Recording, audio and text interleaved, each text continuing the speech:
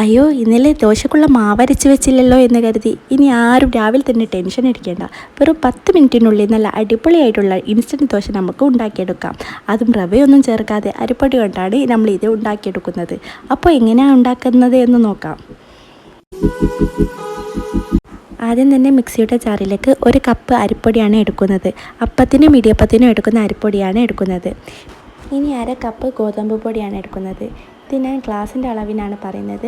ഇത് നമുക്ക് വേണ്ടതിനനുസരിച്ച് മെഷർമെൻറ്റ് കൂട്ടി കൊടുത്ത് ഉണ്ടാക്കിയെടുക്കാം. ഇനി ആവശ്യത്തിന് ഉപ്പ് ചേർത്ത് കൊടുക്കാം.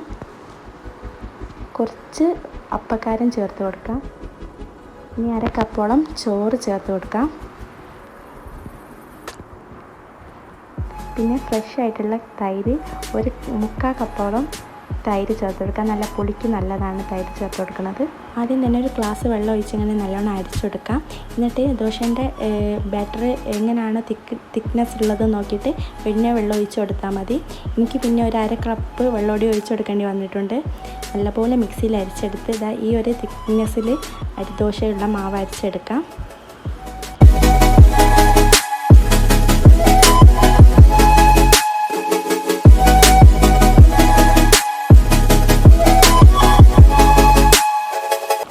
ഇനി ഓരോ ദോശയായിട്ട് ഉണ്ടാക്കി നോക്കാം. അതിന് സ്റ്റൗ കത്തിച്ച് തവി ഒന്ന് വെച്ചെടുത്ത് തവി ഒന്ന് ചൂടാവട്ടെ. തവിയുടെ ചൂട് നല്ലോണം ഒന്ന് ബാലൻസ് ചെയ്യണം, അല്ലെങ്കിൽ നമ്മൾ ബാറ്റർ നല്ലോണം ഒഴിച്ച് ചുറ്റിക്കാൻ കഴിയില്ല.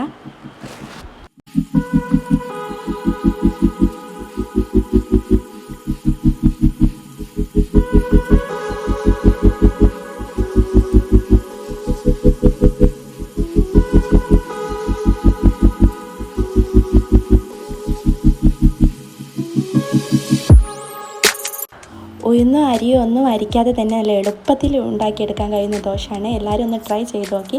എന്നിട്ട് അഭിപ്രായങ്ങൾ കമൻ്റായിട്ട് അറിയിക്കുകയും. നല്ല അടിപൊളിയായിട്ട് ദോശയാണ്. കഴിക്കാനും നല്ല അടിപൊളിയാണ്.